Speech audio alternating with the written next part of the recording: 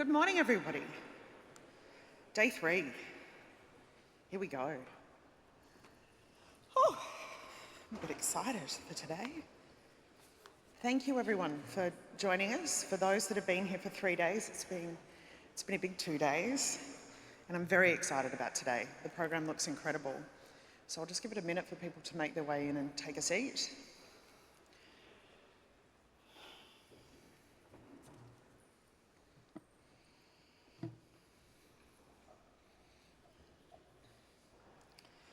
Okay. For those of you that don't know me, Shahana McKenzie, I'm the CEO of Bioenergy Australia, the industry association charged with accelerating the deployment of Australia's future bioeconomy. I would like to start today with acknowledging the Gadigal people of the Eora Nation, the traditional custodians of the land, and pay my respects to Aboriginal elders past, present and future, and extend that respect to other First Nations people that might be joining us today. So it's been a pretty incredible couple of days here at Sydney Town Hall. It is the largest renewable fuel summit we've ever held. We have over 600 people registered, and today will be the largest. So we're expecting that the seats are going to be a little bit packed as the day continues. We also were delighted this year to have over 70 students joining us from around 10 different universities. And I would have to say, and I'm almost thinking about making it a rule today that only students can ask questions in the Q&A, because they have been insanely good. The students have been amazing. They've been engaging so well, and it's been so fantastic to have the next generation of renewable fuels advocates in the room supporting what we're doing. I know there's a lot of discussion around the government and around policy and how we accelerate deployment of low carbon liquid fuels in Australia. And I'd just like to take a minute to remind everybody, particularly those that maybe haven't been around that long, that it's only 3 years ago that there was nothing in this space, like nothing. So what we have achieved with this government is really quite substantial, and I would like to acknowledge what they have done. So in the last 12 months, we have seen 1.1 billion to the Cleaner Fuels program, 250 million to the Low Carbon Fuel Fund as part of the Future Made in Australia Innovation Fund. We welcomed the endorsement of a national renewable gas policy. We also welcomed the development of a national feedstock strategy. We welcomed the national emissions reduction target and release of the net zero plans. We saw the prioritisation with the GO Certificate of Origin scheme for both low carbon liquid fuels and renewable gas. And, we saw changes to the diesel standard and the New South Wales Renewable Fuel Scheme as well. So, when we're getting a little bit excited about we need the government to do things immediately, I would like us to just recognise that we are being taken seriously. We are a part of their priorities. And I want us to continue working with them in a positive way to accelerate this deployment. So look, this event would not be possible without our sponsors. So I'd like to acknowledge the New South Wales Government, our government partner, our platinum sponsors, LMS Energy, Ampol, GrainCorp, IFM Investors and Sydney Airport. Our gold sponsors, Austrade, Green Power, the Clean Energy Finance Corporation, Neste, Sky Renewables, Queensland University of Technology and AGL. Our silver sponsors, Veloci, Gemina, AGIG, Toyota, the Queensland Government, Lysella, Honeywell, Viva Energy, Resource Co and Green Gas and Liquids. And our knowledge partner, Rennie Advisory. Their support has really been able to allow us to put this event on in Town Hall, for us to take what was, when I joined Bioenergy Australia, an event that had around 70 people attending, to an event that we're now at Sydney Town Hall. Pinch me, and we have over 600 people attending. On that, I would also just like to acknowledge those members that were members of BA when I joined. It was a pretty hard slog and a tough fight that we've gone through from those early days of me joining to get to where we are today and to have the ear of government and to be working where we are. Housekeeping, for those of you that don't know, the bathrooms are off to the side here, and all of the morning tea lunch is all served at the back of the room, and the coffee carts are in the vestibule for those of you that didn't see when you came through. The final thing that I'll just mention, and it's been actually really good, we will be running Menti polling at the end of each session. So we have Georgine Rooney here from Rennie. So we've been asking a few questions each session, all sorts of random things you can imagine.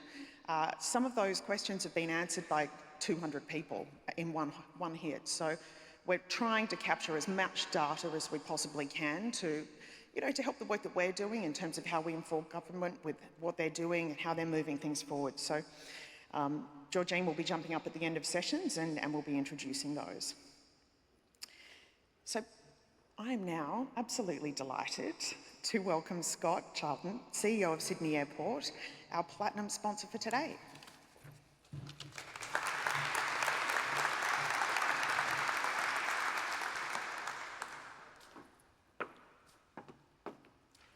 Good morning, everyone. Thanks, Johanna, for that introduction, and thank you for Bioenergy Australia for bringing us together, and most importantly, thank you for bringing us together in Sydney.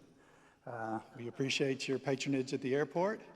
I noticed Johanna said that this would be the biggest attendance, and as the day, the room would fill up. So I won't take offense that it's not full at the beginning of the day, but I'm sure it's going to be a great day. For us at Sydney Airport and dealing with the current events, it's a very timely conversation to continue to talk about renewables and fuel. Obviously, for the last couple of days, you've been talking about emissions, renewable fuels, future of aviation. But at the same time, we see the instability unfolding right across the globe.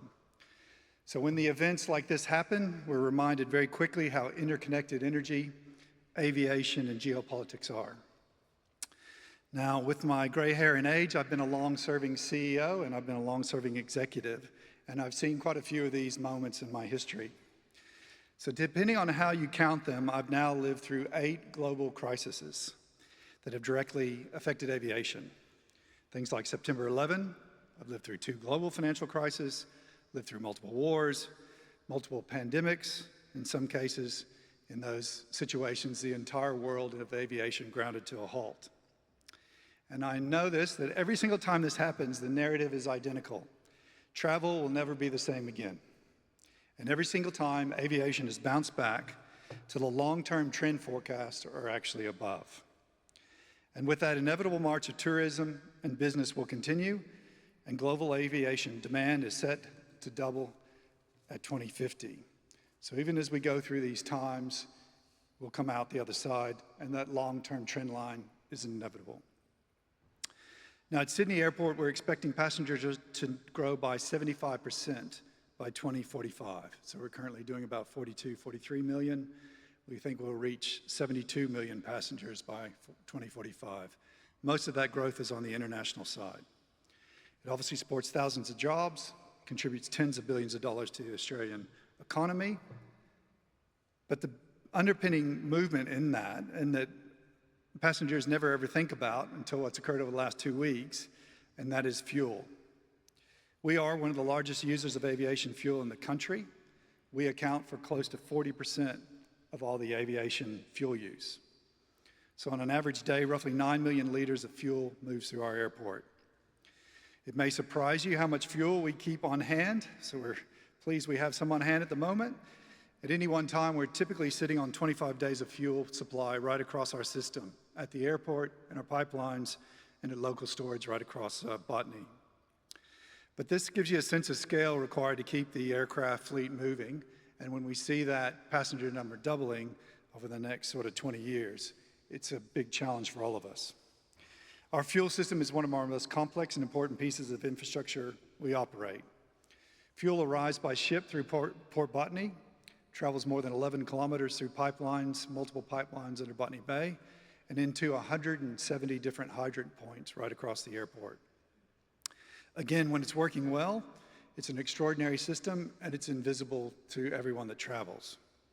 Also tells you something important about Australia. We don't refine any aviation fuel at scale anymore. We import it all. New South Wales has no refining capability for jet fuel, so this means the reliability of that 25-day supply depends on international shipping lanes, global refining capacity, and geopolitical stability. And when you look at the world today with conflict in the Middle East and growing tension across the energy markets, you start to see why fuel security matters just as much as emissions. Last week in Parliament, the Minister for Climate Change and Energy confirmed that Australia holds over a month of liquid fuel stocks across petrol, diesel, and jet fuel. And again, for us, this is why sustainable aviation fuel is so important on multiple fronts. So whether you pick fuel security as number one and emissions as number two, or emissions as number one and fuel security as number two, it is so important for Australia. So for us at Sydney, how can we drive this SAF agenda forward? I've talked in various speeches about Caron being a huge opportunity for us for SAF production, given the history of that facility. And it's interconnected to the infrastructure. So imagine if facilities like Caron were currently producing SAF domestically at scale and feeding directly into the airport fuel system. We'd be in a much stronger position for periods of unrest like we're seeing now. And we firmly believe that SAF is the most practical way to support aviation growth while helping to reduce emissions in the near and medium term. And we've backed this by setting a long-term ambition of 50% of our fuel uplift to be SAF by 2050. So for us, the logistics infrastructure already exists. What we need now is production.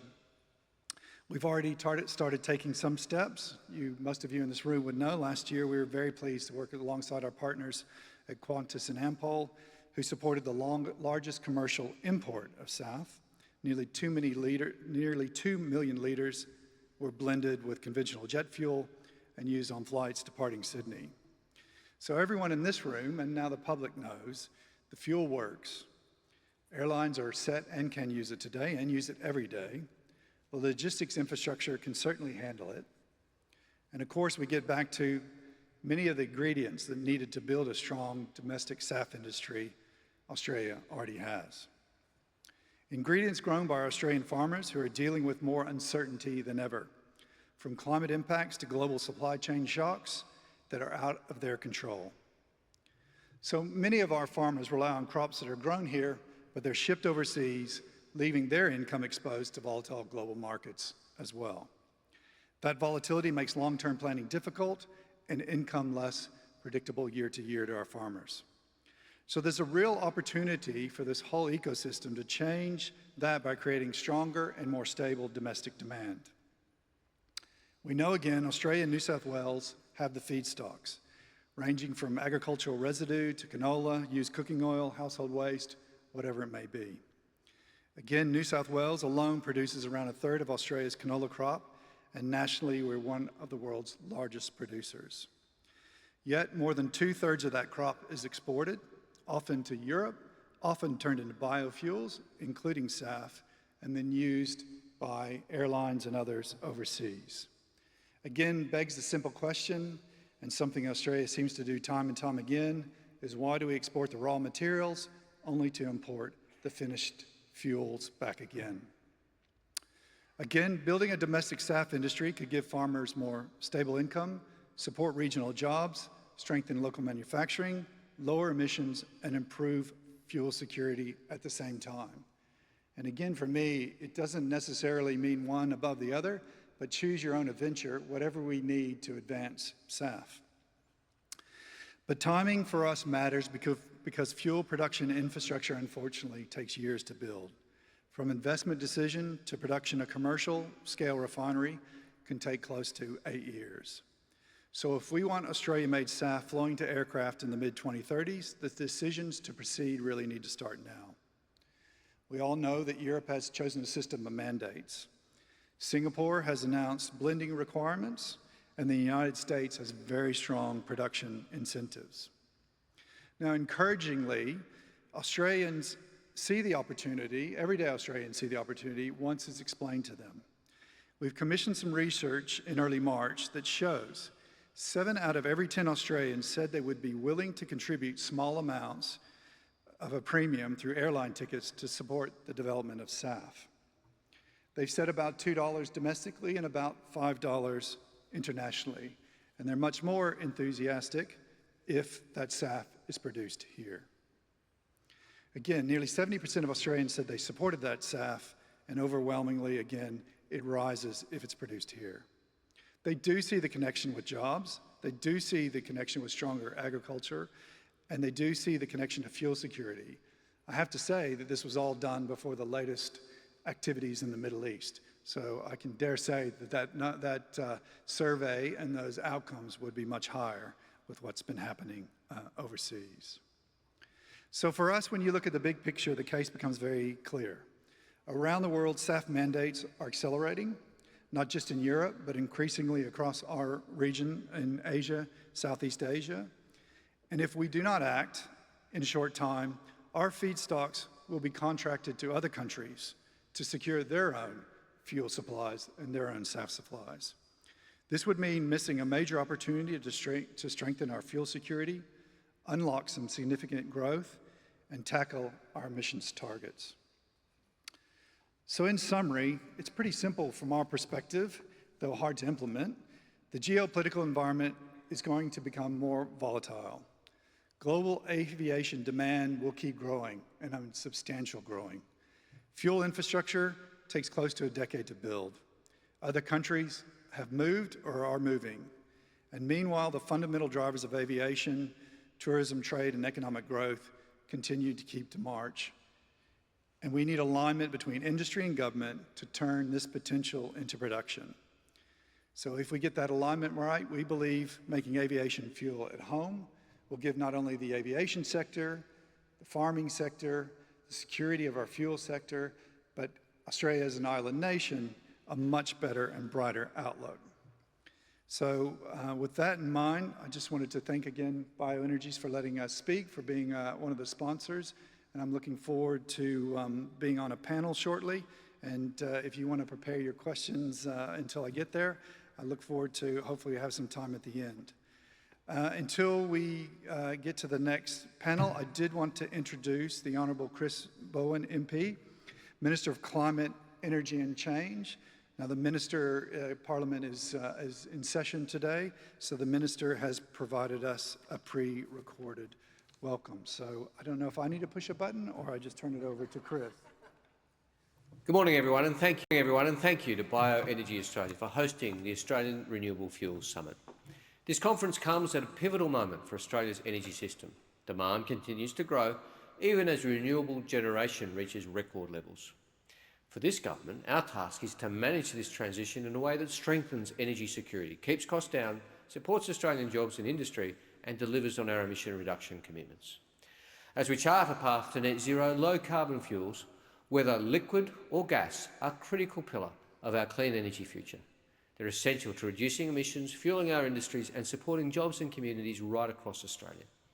Secure and affordable low-carbon fuels are central to our Future Made in Australia agenda and are crucial for Australian industry, especially trade-exposed, energy-intensive industries that cannot yet fully electrify, whether they be heavy industrials or types of transport.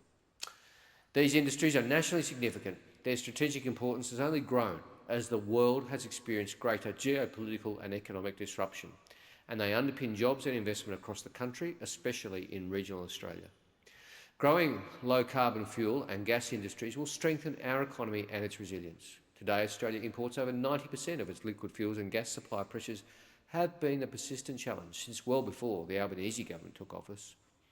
As we well know from recent events in the Middle East, this leaves us exposed to global price and supply shocks in an increasingly uncertain world. At the same time, much of our domestic feedstock, like canola, is exported rather than used to produce cleaner fuels at home. By producing low-carbon fuels and gas, we can capture this value, support Australian farms, create jobs and grow innovative industries, all while cutting emissions. It's a true win-win. That's why I and the whole of the Albanese government remain focused on growing both low-carbon liquid fuel and renewable natural gas capacity and supply chains. That means providing clear direction and policy certainty, recognising the role of governments that we need to play to support both demand and supply, and where appropriate, providing leadership while partnering with states and industry workers to deliver the jobs and investment needed. That's why we're investing in a future made in Australia, as well as delivering the National Reconstruction Fund and Net Zero Authority. We're proud of the steps we've taken to support the low-carbon liquid fuel sector as part of the Future Made in Australia agenda, including the $1.1 billion Cleaner Fuel Program and ARENA's $250 million Low-Carbon Liquid Fuels Fund, providing investment and certainty to industry to scale up production and create good jobs right here at home. We're also delivering the National Bioenergy Feedstock Strategy and the Guarantee of Origin Scheme, laying the foundations for our low-carbon liquid fuels and renewable gas industries to develop. I think everyone here knows that renewable natural gas has a role to play in our journey to net zero emissions. It has the potential to strengthen our energy security and cut emissions in hard-to-abate sectors, including gas power generation and manufacturing, all while largely using existing infrastructure and proven technologies. Our government recognises the potential of renewable gas and its vital role it should play, and we recognise that just with solar and wind, Australia is blessed with the raw ingredients needed to be a global leader. That's why renewable gas is highlighted as a core decarbonisation pathway in Australia's net zero and sector plans, and why the Energy and Climate Change Ministerial Council has endorsed options for a national renewable gas policy, recognising that all governments have a role to play and ensuring currently uncoordinated efforts across government work together rather than across each other. These are important first steps, but in order to deliver strong renewable gas industry and capitalise on the industrial emissions and jobs benefits it promises, there's more work to do. This is where the options being developed by the ECMC have a potential role. I'm interested to work with the sector to explore what else can be done by our government as well as industry and the states in order to provide greater certainty to investors, see projects get delivered and see how the industry shows its potential. The existing Future Made in Australia framework, including the Guarantee of Origin, is well placed to provide that certainty and support, but there's more to do across governments, states and industry to ensure policies reflect the potential and promise of renewable gas. I look forward to continuing to work with you to understand more about the potential for renewable gas and low-carbon liquid fuels to help support a future made in Australia. Thank you. Thank you, Minister Bowen. And for those of you that are a little bit, hang on, why are we talking about renewable gas? As we will see later today, biomethane and renewable gas are a fantastic pathway for low-carbon liquid fuels, including SAF. So, you know, I'm all about let's get both of these industries absolutely heaving and moving forward. Now, very exciting. I think if this, for me, is a sign of where we are moving and the momentum of change, we have the Honourable Jackie Jarvis, Western Australian Minister for Agriculture and Food, Fisheries, Forestry, Small Business and the Midwest. Now, Jackie has taken leave from Parliament in WA, had to apply for leave in order, does that not say where we're going? I mean, isn't that fantastic? So, Minister, please join us. We are delighted that you made the effort to join us here.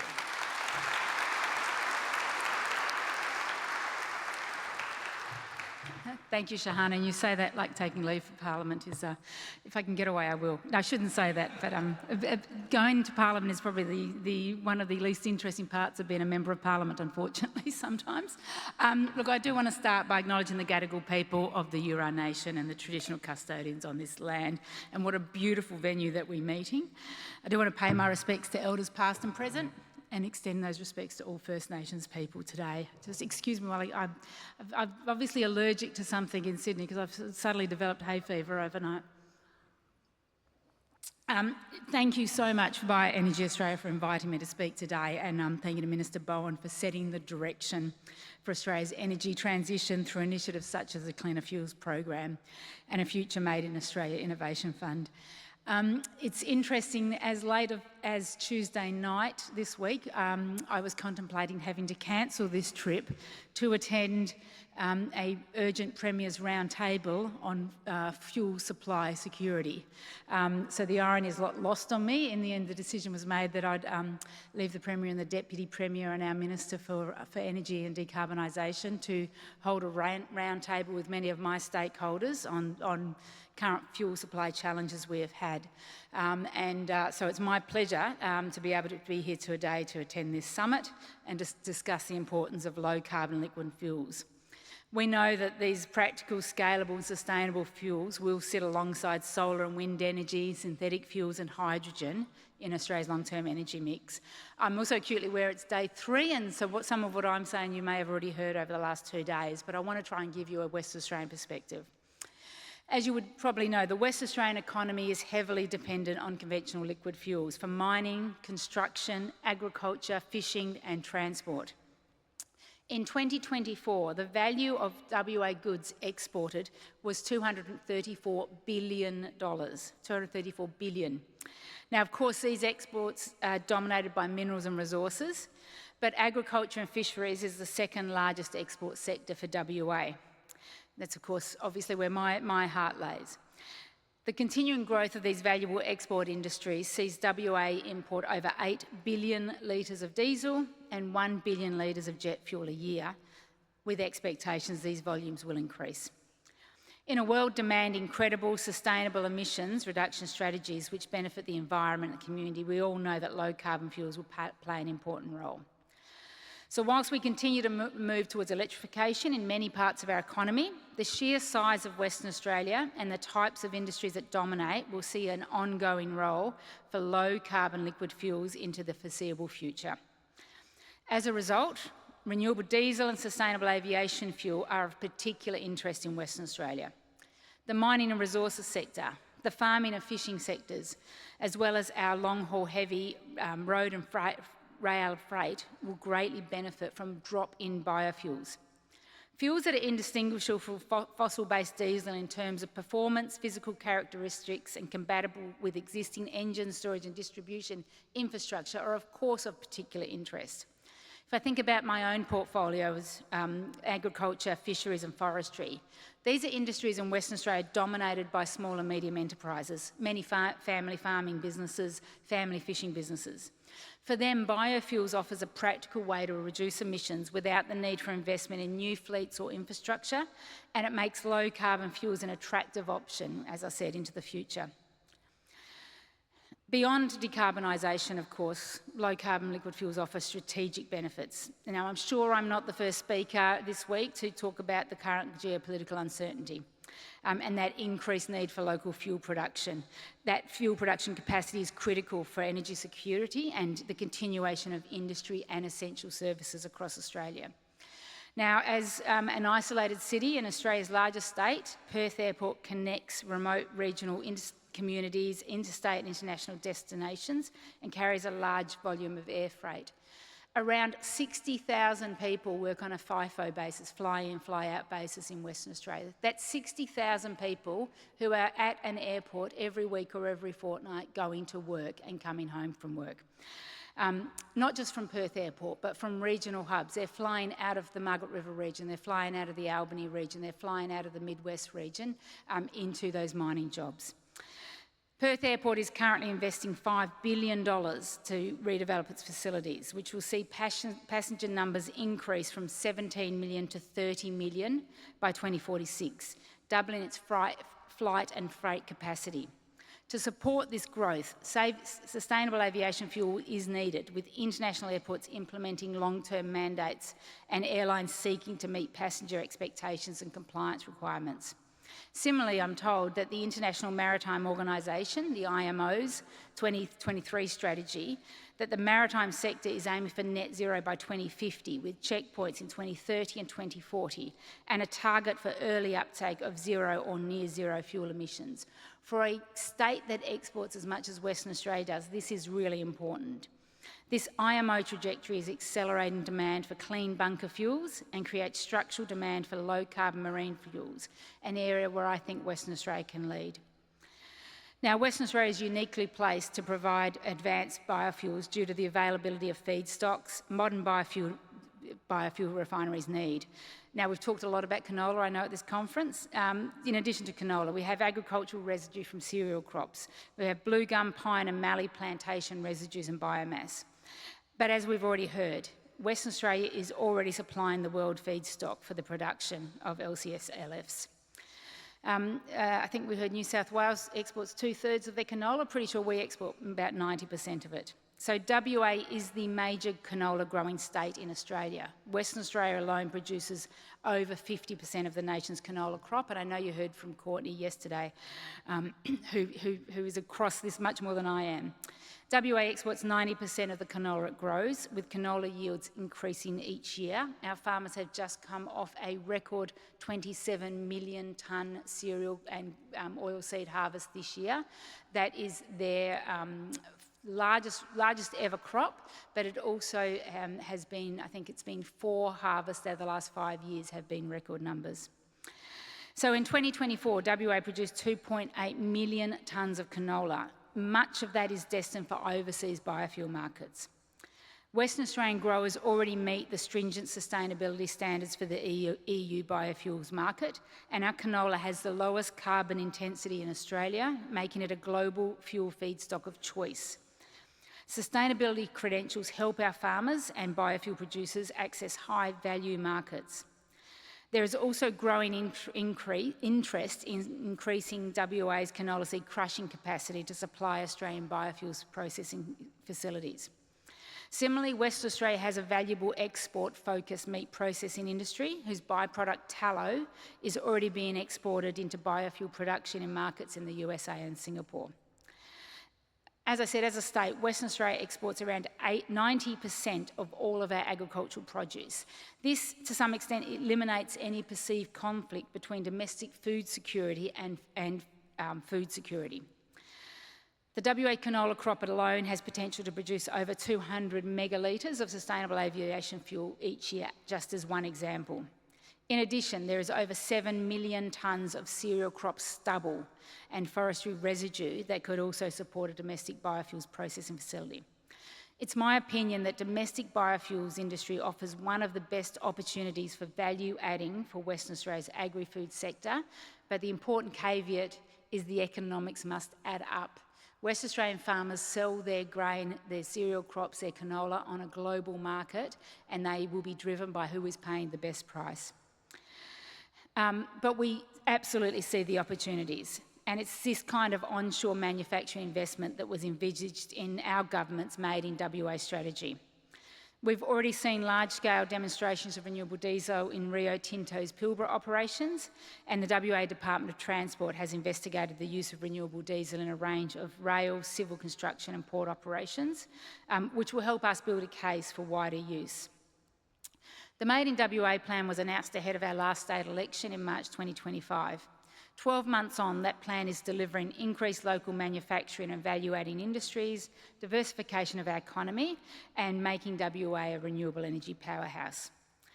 Under this plan, the advanced biofuels strategy that I announced is designed to enable Western Australia to build a biofuels industry and to be a leader in low-carbon fuel production to support fuel security, assist industries decarbonise, and create long-term economic growth for regional communities. Detailed work is currently underway to map the feedstocks, the supply chains and the technology pathways to underpin the industry. It will evaluate the commercial viability of current feedstocks and identify opportunities. The strategy is grounded in extensive consultation with stakeholders across the supply and demand chain, from feedstock suppliers to project investors and developers to potential off-takers, researchers, local, state and federal governments.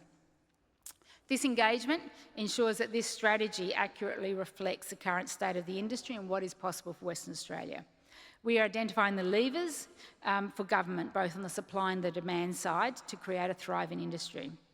The WA Government's Advanced Biofuel Strategy will take a practical approach to producing and using biofuels, focusing on three investment enablers: feedstock type, volume, location and logistics, bankable aggregated long-term demand, and government support, approval processes and provision of utilities and infrastructure.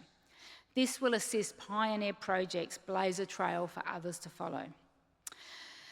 As we all know, low-carbon liquid fuels can place Australia at the forefront of the global shift towards cleaner, sustainable fuels and a more resilient economy through their capacity to increase fuel security, diversify our industrial base and enable important sectors to find the lowest cost abatement. As the world transitions, it's important WA does not get left behind, or indeed Australia does not get left behind. Promoting the advantages of these fuels will bring the community, potential users and investors on the journey. So thank you again for the opportunity to speak today. I will be here for most of the day, and I look forward to hearing from all of you and more about the opportunities. Thank you.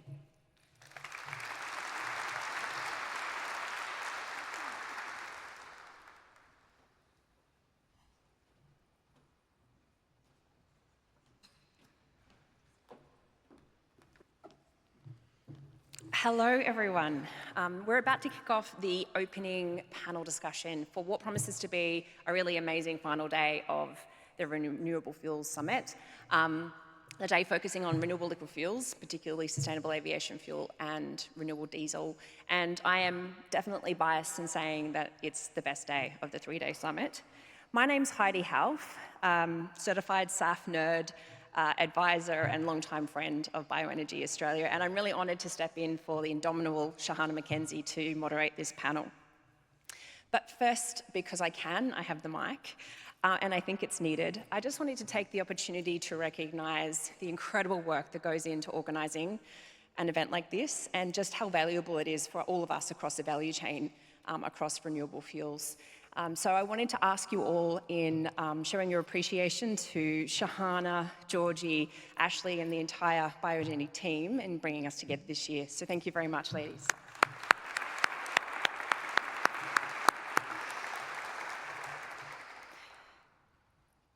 We've had some excellent introductory remarks and framing on low carbon liquid fuels from Scott, Minister Bowen and Minister Jarvis. And in just a moment, I'm going to welcome to the stage a really blockbuster panel.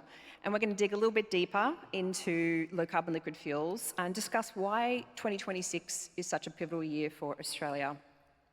We'll hear from our experts how Australia can move beyond ambition into delivery.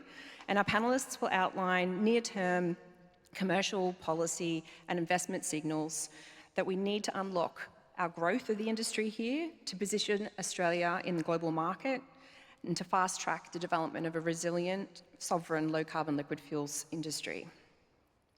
I wanted to echo Shahana's comments earlier, as someone who was part of the OGBA crew, that we have really made significant progress, and in particular in the last recent years. Yesterday, we heard from a number of speakers about the enabling environment, Australian-specific opportunities, and international learnings that we can leverage. And the mood music is really positive. We've achieved a lot, and there's a real sense of urgency. 2026 presents an opportunity that we must grasp, and our panellists are going to help us to navigate how we might do it. So I would like to invite our panellists to take a seat on the stage so we can kick off some questions. If I could please ask the Honourable Matt Kean, Chair of the Climate Change Commission, Scott Chalmers, CEO, Charlton, CEO of Sydney Airport, Fiona Messent, the Chief Sustainability Officer of Qantas, and Brigadier Mark Baldock, Director General Fuel Capability at the Department of Defence.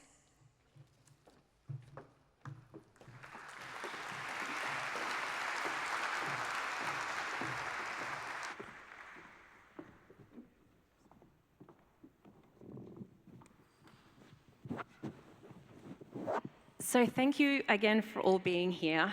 I think between you, we cover off a pretty amazing sector of the value chain, and I think it's a great way to start the conversation for the rest of the day. We've got decarbonisation strategy and policy, airlines, aviation, and of course, national security. So I think we have the ingredients to really unpack what this particular moment in time for Australia looks like and how we take advantage of that to start an industry here. Before I get stuck into some pre-prepared questions that we have, I really want to encourage you all to have a think about what you'd like to ask this great panel, and we'll get to those in just a moment. Now, we've heard some great framing remarks from Scott already, so I wanted to invite the rest of you on the panel to just provide some scene setting, a little bit about your organisation, and perhaps framing that 2026 opportunity that this panel is going to focus on. And Fiona, I might ask you to kick us off, if that's okay. Sure thing, happy to. Hi everyone, I'm Fiona Messent, the Chief Sustainability Officer at Qantas, and it's great to be here and see so many passionate people focused on growing the low carbon liquid fuel industry here in Australia. Excuse me. We're at Qantas, we're really focused on how we can decarbonise aviation over the long term, which is a really hard task. We are a hard to abate industry. SAF is the only lever that we have to decarbonise at this stage, and particularly as a long-haul airline, that's likely to remain the case until 2050.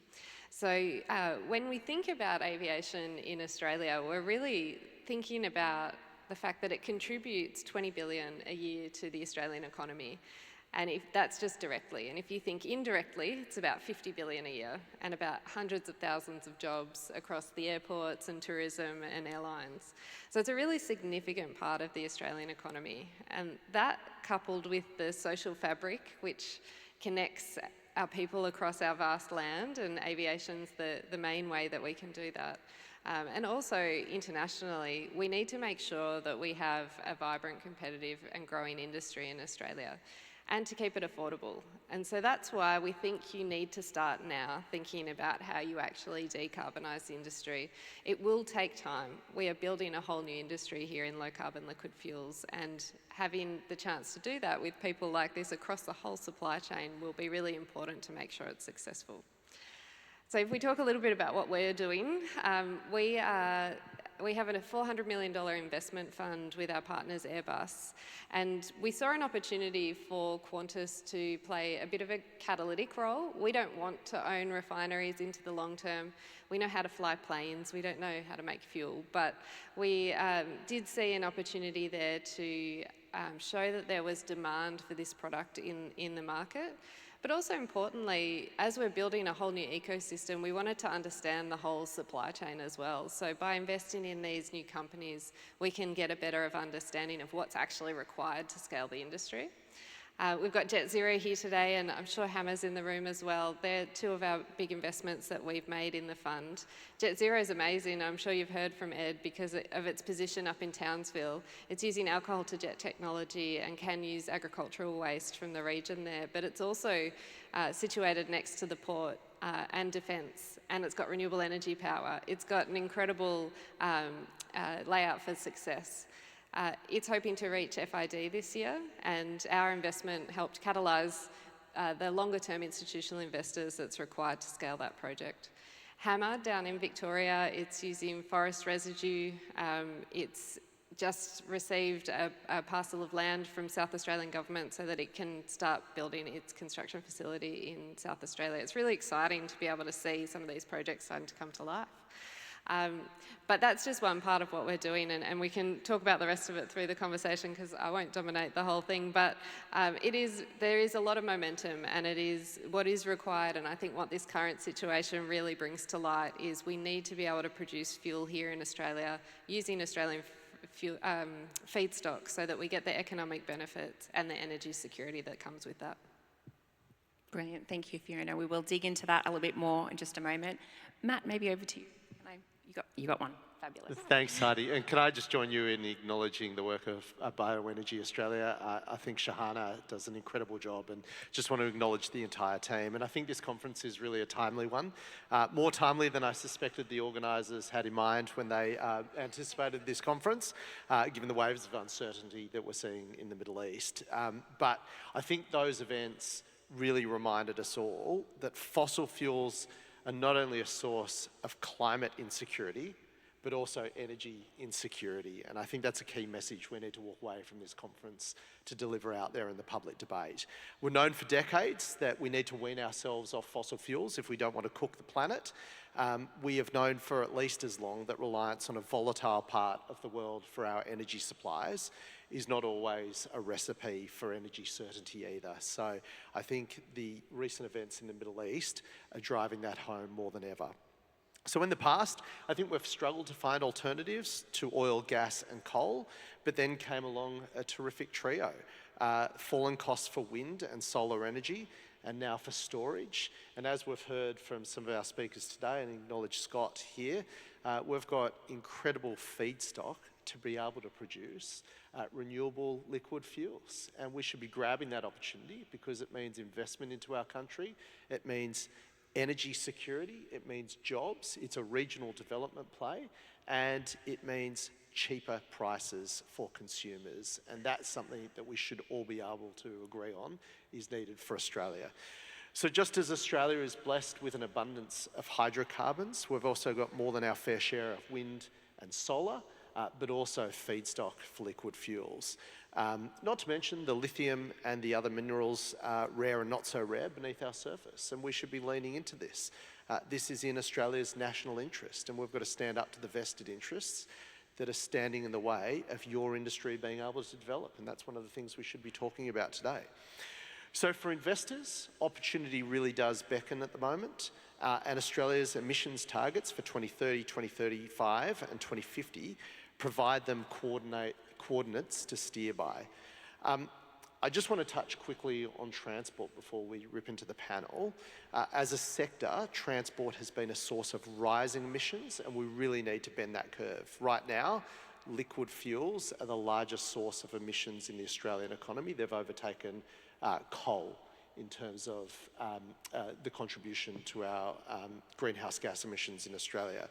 We received some good news in September for the September quarter in our greenhouse gas numbers, with transport as a whole revealing its first drop, but it was only 0.4% below the level reached a year earlier, excluding the COVID era data. So we've got a long way to go. Within this industry, pollution from aviation continues to rise, and at the end of last September, emissions were 8.4% higher than at the end of 2019, just prior to the pandemic. So in other words, we've got a lot to do on the liquid fuel front, as everybody in this room already understands. So the Climate Change Authority's advice to the government on the 2035 emissions reduction targets, we noted that a strong domestic industry supplying sustainable aviation fuels could make up a material proportion of the domestic aviation fuel mix by that year. But as Fiona mentioned, we need to start the development of that industry today. You can't throw it up overnight. So without stealing too much of Fiona's thunder, Qantas is really leading the way when it comes to committing to the use of SAF, and we really appreciate that leadership role that Qantas is playing. They plan to source 10% of their fuel from sustainable sources by 2030 and an ambitious 60% by 2050. So congratulations to Qantas, and we need to get behind our national carrier to deliver on those objectives. So should airlines run short of their A1 jet fuel, then we might find Qantas getting more competition for its SAF supplies. Land transport firms might not be far behind in trying to diversify their fuel needs as well, particularly given the rising cost of fuels that we're seeing. So it's an emerging industry, and when you combine investment and innovation and clear policy goals, you can expect progress, even takeoff, pardon the pun. So I'll leave my comments there, but this is an exciting industry. The times suit this industry. We need to be leaning into it, not just because there's a scientific imperative to reduce our greenhouse gas emissions, but as we're seeing, there's an energy security imperative and a cost of living imperative to make sure we wean ourselves off the fossil fuels that are undermining those key things for Australia's future. Hear, hear. Thank you. Over to you, Mark. Thanks, Heidi, and thanks everyone. And again, I would like to thank Bioenergy for the invite. I'm not going to talk at length about current events. I think everyone's familiar with that. I just want to give some context. There are four main ways a nation can apply national power against another nation: one through the use of diplomacy, one through the use of information, one through the use of the military, and one through the use of the economy. And fuel security applies to three of those four. We're seeing more and more events as countries influence other countries through the use of those, and that has changed the strategic circumstances and the strategic environment that governments have to operate in recent years, and it's been a really rapid change. In 2023, the Defence Force released the Defence Strategic Review, the Australian government released the Defence Strategic Review. It's a public document. You can Google it, you can have a read. And since that time, Defence has been on a journey to improve fuel security. And you do that through multiple different ways: production, storage, distribution. We are seeing that the only way to improve production, to improve fuel security through the diversification of supply chains is through a domestic low-carbon liquid fuel market.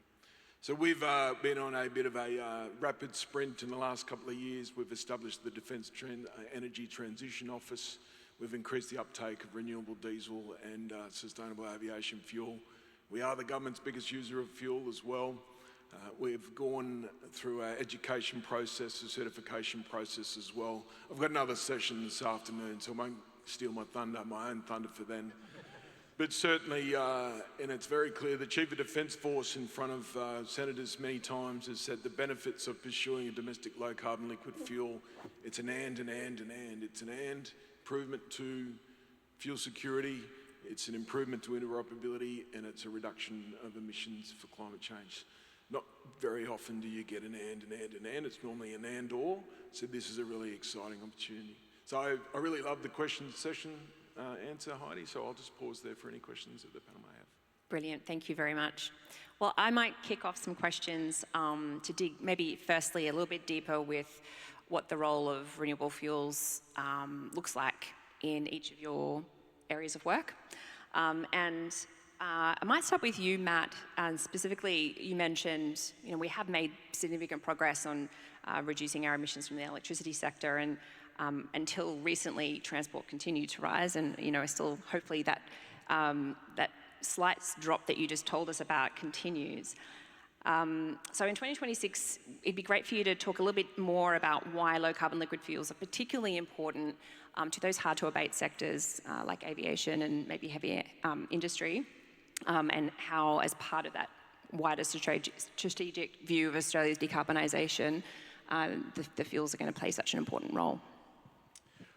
Well, as I said earlier, liquid fuels will play such an important role because emissions from liquid fuels are continuing to rise and are currently now Australia's largest source of emissions. So if we want to bend the curve, if we want to hit these very ambitious emissions reduction goals that the Climate Change Authority recommended to the government, and the government accepted that advice of 62 to 70% by 2035, then you have to tackle liquid fuels. So whether it be in domestic transport or aviation, we need to tackle that challenge because the science requires us to do that unless we want to cook the planet. That's the first thing. The second thing is that you just need to drive across Sydney, and as I did in my EV this morning, and even I drive past the petrol stations and see those big neon signs with the petrol price, see them continuing to go up. So increasingly, the cost of liquid fuels, fossil fuels, is going to be hitting people where it hurts, in the hip pocket. So we need to ensure that families and businesses across Australia can access fuel at a competitive rate. So that's why sourcing domestic supply of fuels at a cheaper price is so important. Already we're seeing SAF in some jurisdictions cheaper than the fossil fuel equivalent. California is a perfect example. They've put in place incentives and created a market years ago that has led to this situation. With the rising price of fossil fuel equivalents, increasing numbers of jurisdictions will see SAF as the cheaper alternative. So we need to make sure that we're tackling this challenge for the good of the planet, for the good of consumers, for our energy security needs, and the sooner we wean ourselves off fossil fuels, the better for everyone.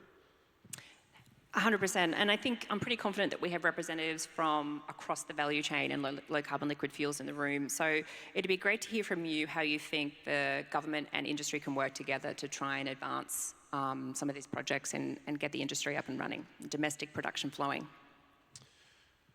Well, I mean, I think the government's set a clear direction of where the country needs to go.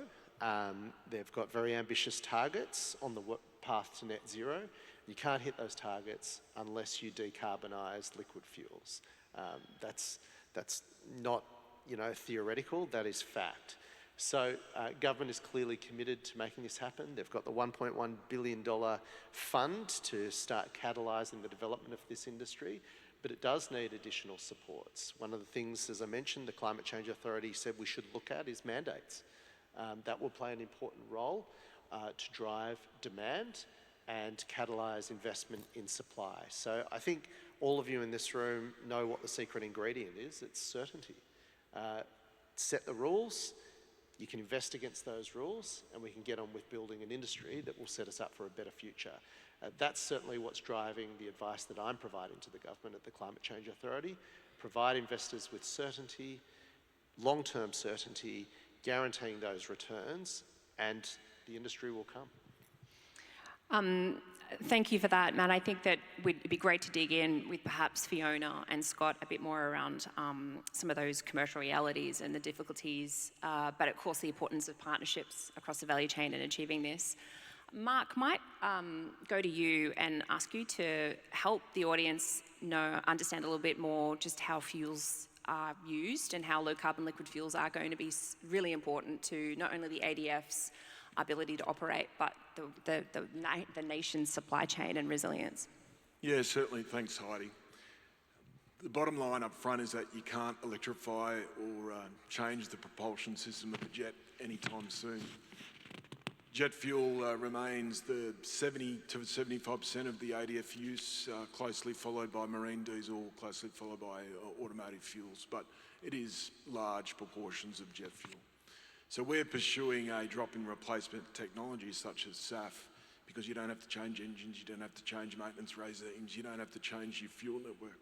Defence does operate a large fuel network around the country, and we also have fuel stored in industry as well. And we've also been on an education process. Just like commercial airlines, our pilots have a very strict airworthiness culture. And so therefore we've been on an education process and we've proven that SAF works. We've flown some very, very, very important people on SAF and it is a great success story. We've certified all of our aircraft 50% blend of SAF, including all the modern recent procurements such as Joint Strike Fighter. We've certified renewable diesel blends for the use in all of our ships and armoured fighting platforms as well. And it's a really good way of diversifying supply chain. So if we're relying on the importation of fuel, as is Australia, if that could come domestically from domestic feedstock, that just gives us another golf club in the golf bag, as I like to say. And as you said, Matt, before, certainty. That certainty of fuel supply, which is also underpins our preparedness and our readiness as well. Could I just jump in and riff off that with Mark? I mean, SAF can't be stranded in the Strait of Hormuz. That's reality. And we've got a major problem here. 80% of our liquid fuels are imported from overseas. That's a major threat to our energy security here. And we're seeing that in lifetime right now. We need to get on with protecting our national sovereignty. And that looks like ensuring that we have strong, stable energy security. And what better way to do that than liquid fuels? I mean, we've got a huge feedstock. If we don't set up the industry now, well, let me tell you, that feedstock will go overseas, and that will make it harder for businesses like Qantas, Sydney airports to be able to compete in what is increasingly accelerating a low-carbon global economy. I mean, we're in an arms race, if you like, for the capital and the investment and the opportunities that are coming with this transition, which, let's face it, it's going to happen whether Barnaby Joyce likes it or not. So we just need to get on with it because it's in our national interest to do so. So Matt, it's also as you said before, sorry, I'll cut someone's applause off. I think that was my mum. Yeah. It's a complete package. So you mentioned it before, we're using increased use of solar and other technologies on our estate so we can free up that diesel to be used elsewhere. And if that's augmented by renewable diesel, so it's a complete package. And I think you're both right that I mentioned before that it's a real moment in time. And I mean, in the last few weeks, that couldn't be more true, that we have a job to do in educating our population, and now there's less of a job to do. People see very clearly exactly why we will benefit from having domestic sovereign fuel capability, production capability. And I think that defence message is incredibly important in kind of amplifying what the rest of industry is saying. Interestingly, Mark, you talking about you have an internal education opportunity or responsibility. Having previously worked in Boeing and been in defence myself, I can understand how that's a slightly more nuanced conversation inside defence. I'm also keen to help the audience understand about how using SAF is helping you do that, internal education. So I know that the aircrew training at SAIL is working through a trial of having SAF at site. Maybe you can tell the audience a little bit more about that and how that's helping with spreading the news inside the ADF.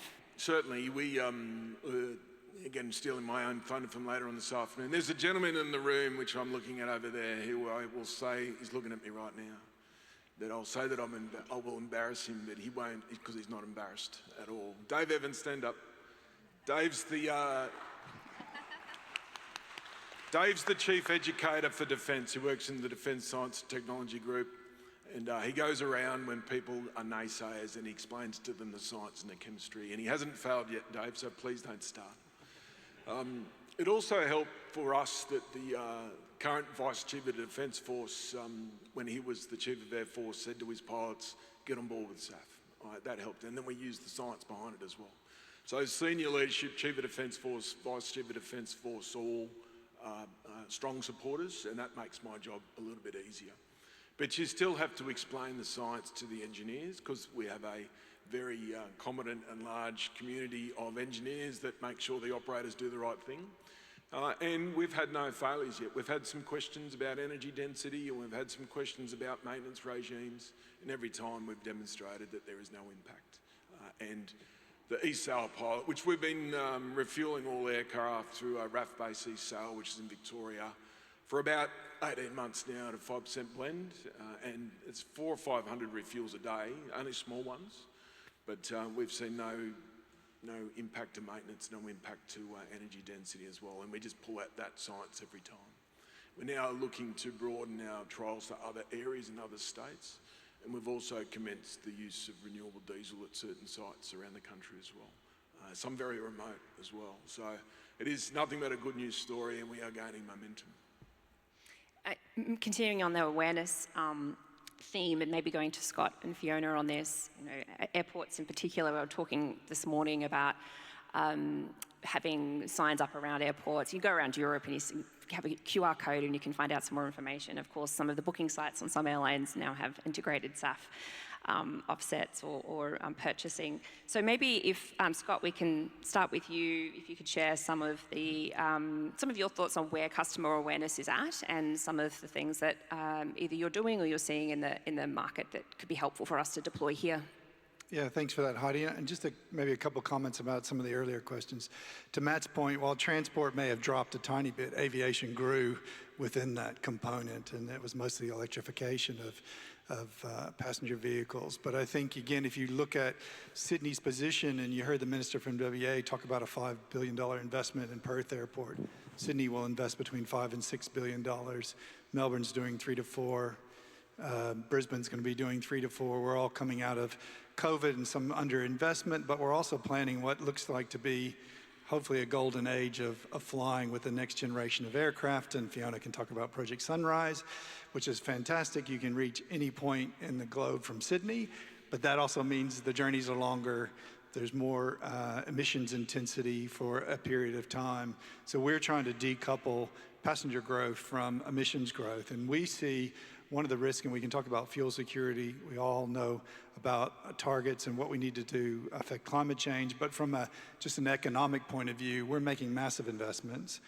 Qantas has its biggest fleet renewal program ever, and a lot of that's more fuel efficient, so that's helping. But we're making all these investments. We are going to be exposed, though, if we don't have a way to deal with emissions, to either regulations overseas that will impact Australia or customer expectations.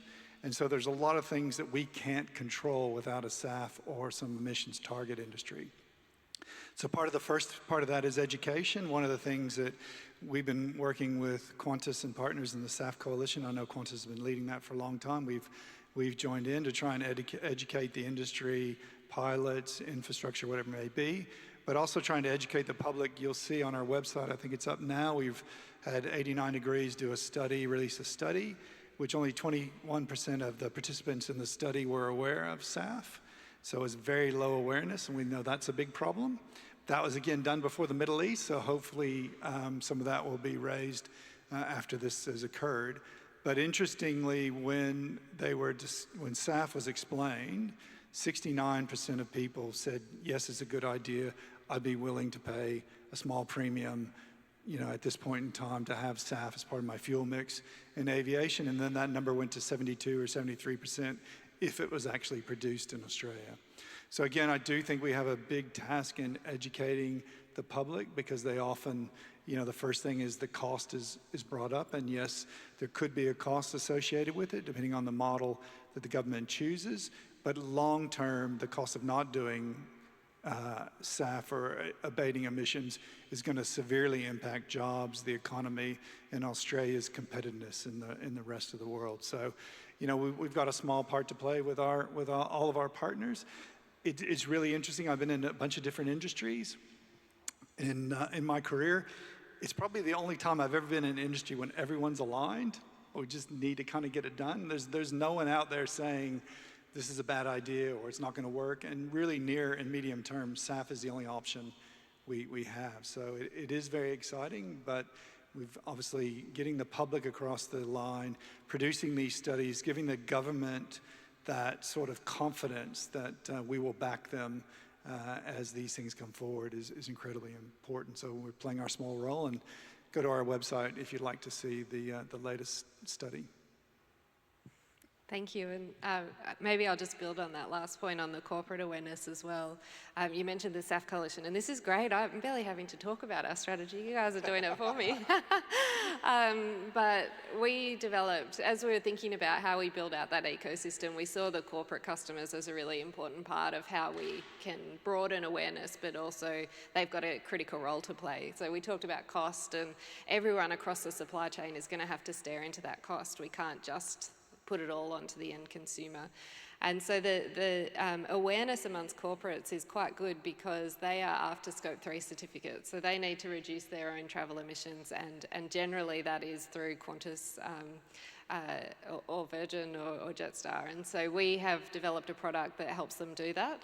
The SAF Coalition is for those corporates that want to be part of building this industry. And then we've also just released a business carbon program as well, which corporates can sign up, small and medium-sized enterprises that can actually get their emissions from travelling, from air travel, and then they have the option to purchase SAF. So it's another way that we're trying to provide opportunities for increasing awareness, but also making it a bit easier for people to engage in. I suppose the other piece of awareness that's really important is the actual benefits from SAF. So we've talked at a high level about the energy security piece, and but there's real economic benefits for Australia in this. A study that we did with Airbus suggested that there could be up to 13 billion contributed to the economy by 2040, and that's not insignificant, as well as about 18,000 jobs across the supply chain. So they're numbers that have really resonated with our corporate customers as well. And of course, when you layer on what's going on now, that we need fuel to keep this economy running, that's really important. And we pick up 70% of our fuel here. So, and you're the biggest fuel user of the government. We're the biggest in Australia. So between us, if we can make this industry happen, it's going to be really important for that, the future longevity as well.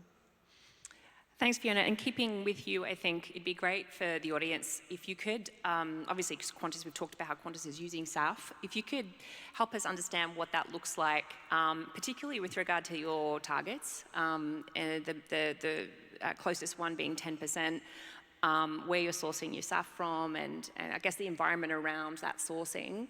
And perhaps after that you can give us, given that there's a lot of interactions internationally and accessing some of that SAF, you can give us some of your thoughts on what you're learning from dealing with different jurisdictions, particularly those that do have SAF mandates or other demand-side mechanisms. Yeah, sure. So we, this year, we're increasing our SAF uptake 5-fold. to 1%. So it is a, it is a small number, but it is a big milestone for us. Globally, SAF production, as many people in this room would know, has been doubling year on year, but even then it's still only at 1%. So we are now aligned with global demand and production. We pick it up, we source our fuel from either mandated ports or where we can see strategically priced fuel. So this year we'll pick up about 55 million litres out of LAX.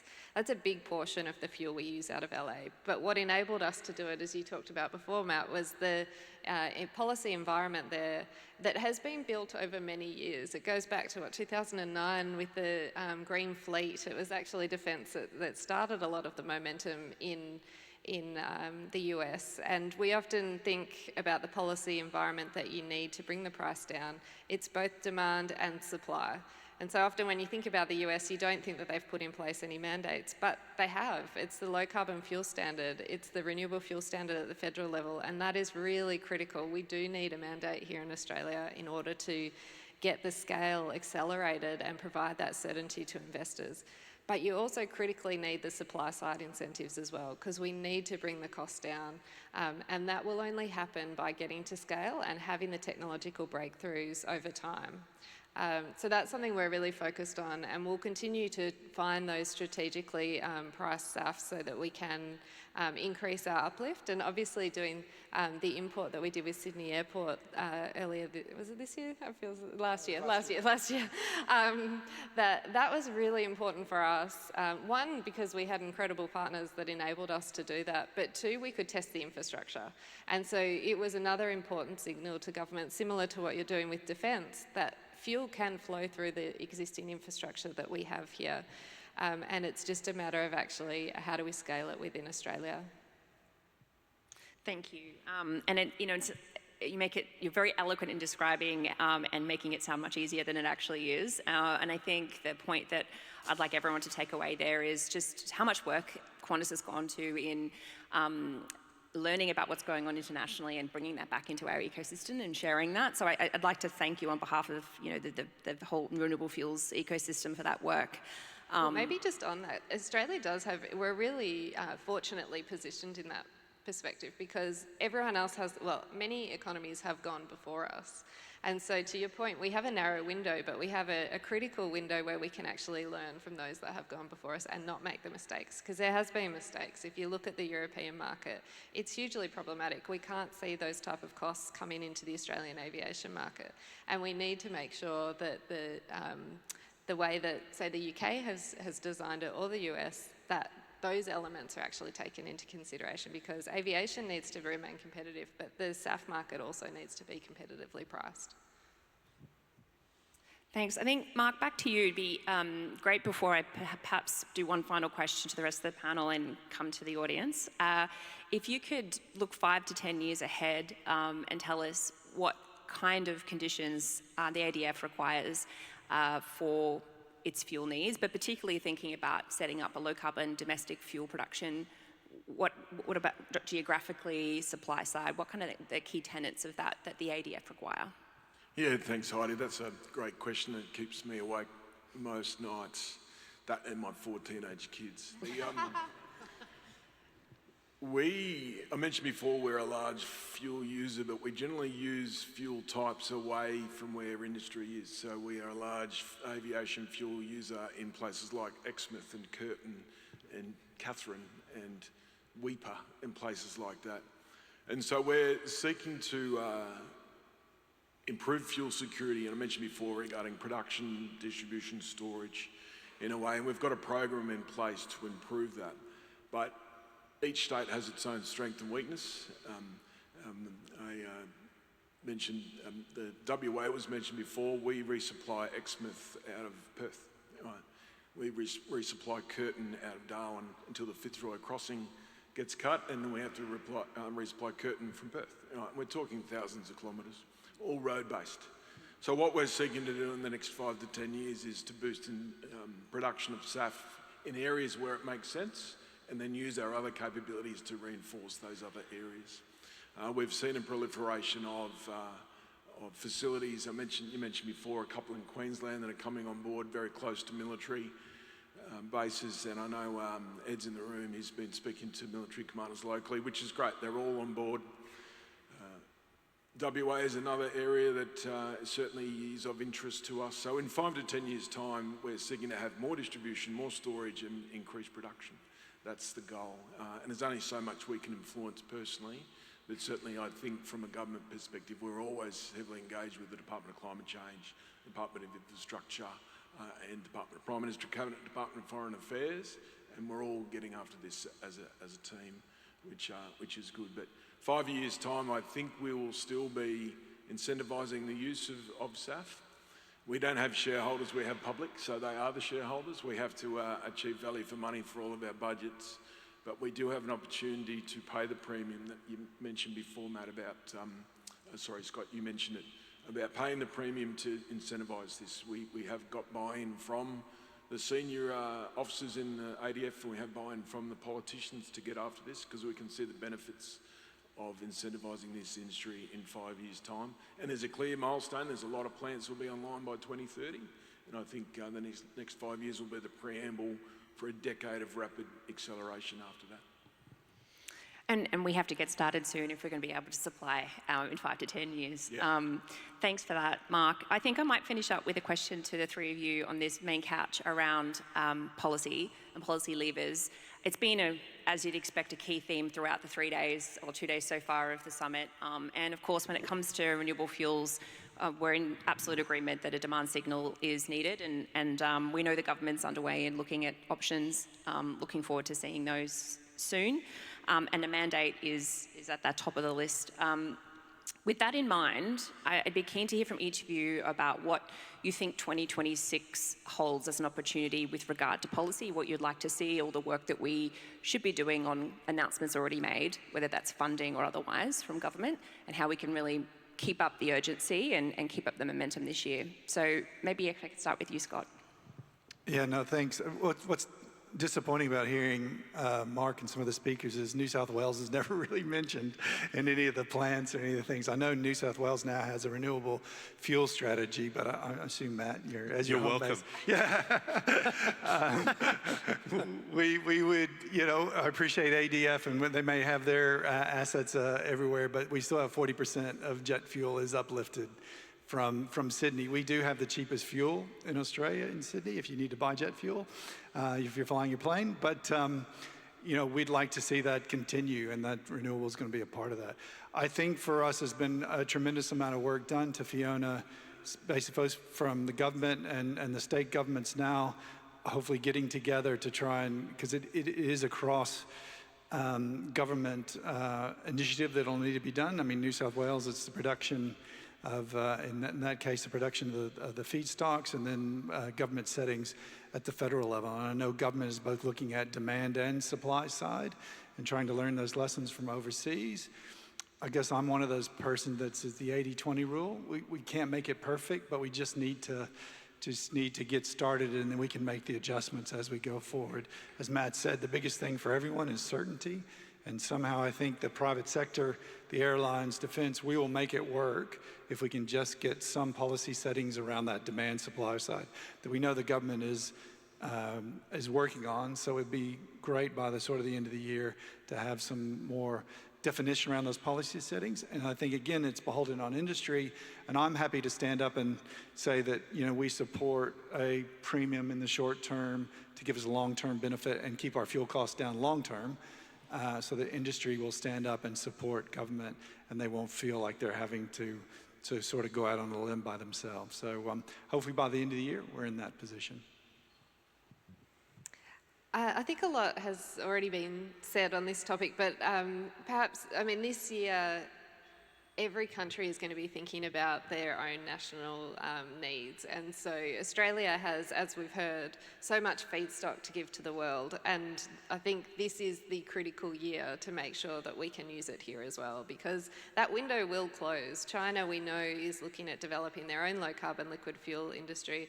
That could completely change the dynamics in the region if we don't already have a policy in place here in order to be able to actually build the plants and produce the fuel and get that value-added economics realised here. So I think it is about giving that certainty. It is about starting construction so that we do have fuel actually flowing by 2030, 35. Thank you. I want to leave the audience with this thought. Last night in the Strait of Hormuz, 3 oil ships were missiled. Mines are being laid. Naval transports of fuel ships through the strait are proving pointless. Insurance companies won't touch those ships. This week, Qatar will stop being able to produce LNG. That will then flow through to our domestic or the international price of gas, which then feeds through to energy prices domestically. I mean, gas effectively sets the top marginal rate between 5 and 8 at night, and that will feed through to transport fuels, the whole economy. So there will be a move towards an inflationary environment for as long as this issue continues. We really need to use this as an opportunity to think about Australian energy sovereignty. I can't wait to see how some of the vested interests that may be on Sky After Dark try and spin how fossil fuels are actually helping with the cost of living crisis and our energy security needs. I mean, that has just been blown up and proven to be a fantasy. For a long time, these people have said renewables are the problem, that's why bills are going up. We're about to see in live time that it's actually fossil fuels that are going to undermine household budgets, business budgets, and our national budget. So we need to ensure that we continue to argue the case that the transition off fossil fuels is in our national interest. It's about energy security, not depending on volatile regions for our energy future. And it's also about cost of living. We need to make sure we decouple ourselves to the volatility of international energy markets.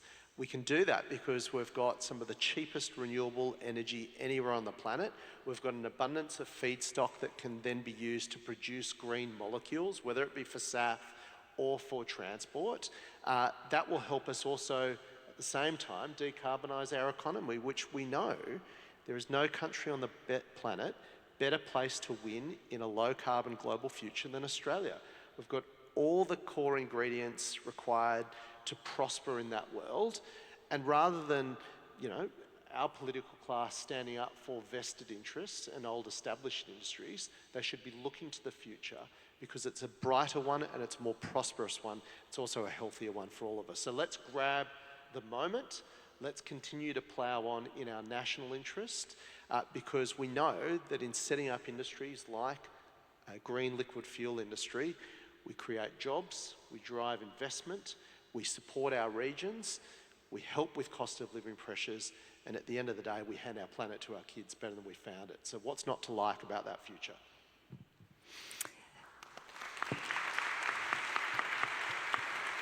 So investors, please line up. We're ready and waiting. I think we will go to some questions from the audience now, if that's okay, Georgie. So please pop your hand up if you've got a question for this amazing panel.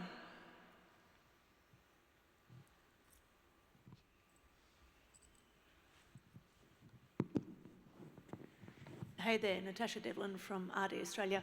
It's a question for the Brigadier. I was at the summit last year listening to you speak, and you also spoke about the Defence's role. I think one of the comments you said was the Department of Defence prefers to spend its money on bullets and munitions as opposed to fuel, and I understand that. Can you just talk a little bit about how that's changed or what's changed in the past 12 months from last year to this year? Yeah, thanks, Natasha. Quite a bit's changed in the last couple of years. I mentioned the Defence Strategic Review before. About 3 years ago, the Defence Fuel Network was optimised for what we call the just-in-time efficiency. It was heavily reliant on deliveries turning up when they're meant to turn up. And we've quickly realised that that efficiency-based model is no longer appropriate in the current strategic environment. So we've gone on a journey to increase our fuel stocks. We've gone on a journey to increase our fuel distribution assets, as well as other capabilities that we can use to convert civilian grade jet fuel to military grade and other things, and they're all mobile. They can be used all over Australia. That comes with increased cost, and I'm responsible for a program of works or a project, a defence project that is responsible for establishing larger amounts of fuel. And we're pushing on an open door wherever we go. You obviously have to go through all of the approvals processes for funding and bits and pieces. And it's mentioned a couple of times today that no one is saying no to this. So it is something that we've commenced over the last couple of years. There's a bit more work to do. But I think what has changed is the importance of fuel security, fuel stocks, fuel distribution, and that comes at a cost. You have to pay sustainment funding for that. We're holding a lot more fuel in industry, and we do pay industry to maintain product quality for us, but that's all great cost as far as I'm concerned, because it does give us that ability to survive any shocks to the fuel supply chain. So thanks, Natasha, great question. Can I just add something? There was a great article in yesterday's Herald which talked about Trump's strategy, which I was pleased to hear that there might be one. And it talked about the island of Karg, which is a small island off the west coast of Iran, where essentially they used to refuel all their ships. And if the allies were to take that island, that would stop the revenues going back into the Iranian regime, which pay for their defence and their bureaucrats and effectively the regime. So energy security should be front and centre of every sovereign nation's thinking at the moment. It's certainly, if I was still in politics, and thank goodness I'm not, it would be something keeping me awake at night about how we protect our military sovereignty, and that's why we need to move away from relying on volatile regions for our energy security. 100%. Thank you both. Any other questions from the crowd? We've got a student question up front here. I think they get priority right now, don't they, after Shahana's comments earlier? Hi, when we talk about the electrification in the energy transition, one of the major challenges in Australia is the shortage of skilled labor and technical workers in renewable electricity sector. You just mentioned education. I'm wondering whether the emerging renewable fuels industry is facing a similar workforce challenge. Thank you. Well, you're on the front line. Yes, I agree. I mean, we're strong backers of skilled migration program. We bring in technical experts on our airport. We're currently electrifying. We're running some trials around pooled electrification of all our equipment on the airfield, which is both better for the climate. It's much more efficient. It's safer. There's a whole lot of reasons for doing it.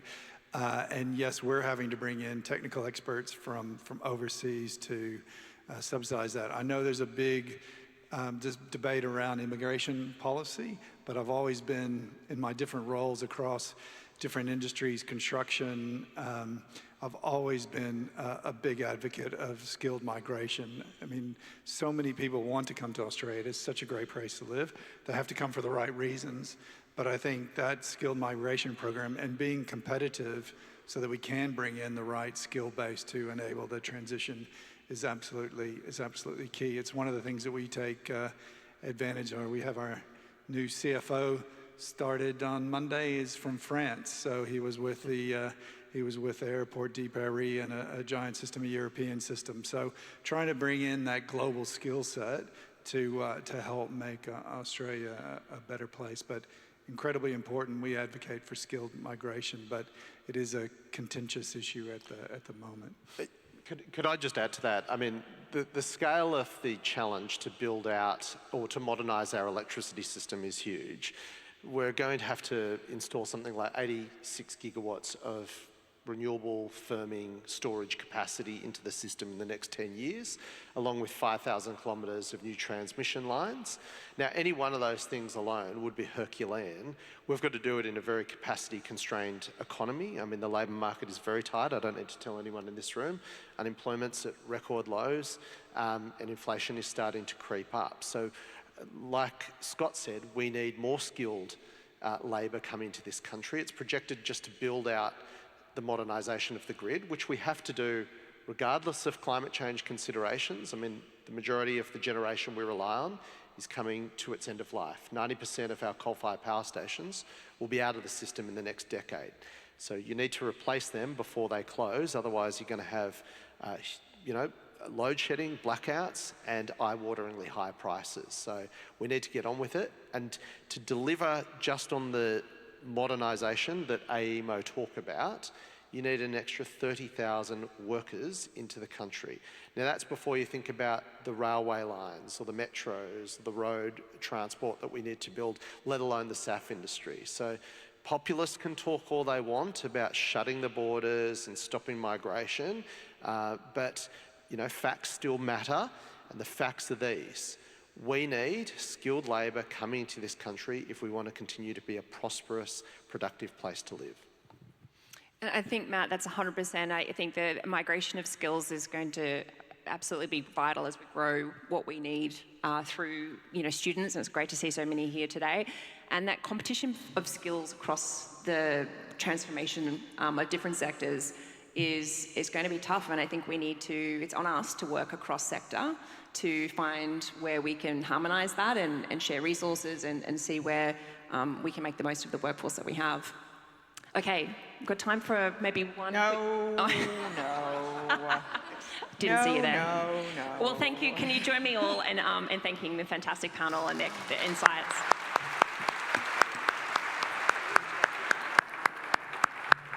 And can I just say, Matt, I kind of want to give you a hug. Like, I feel like that was the most incredible thing. Thank you. That was amazing. A renewable fuels hug. I'm feeling more inspired right now than I think I ever have. So thank you to everyone who joined that panel. And I am filled with a sense of hope that we are absolutely moving in the right direction and have the backing of some very powerful voices to drive this sector forward. So thank you very much to the panel.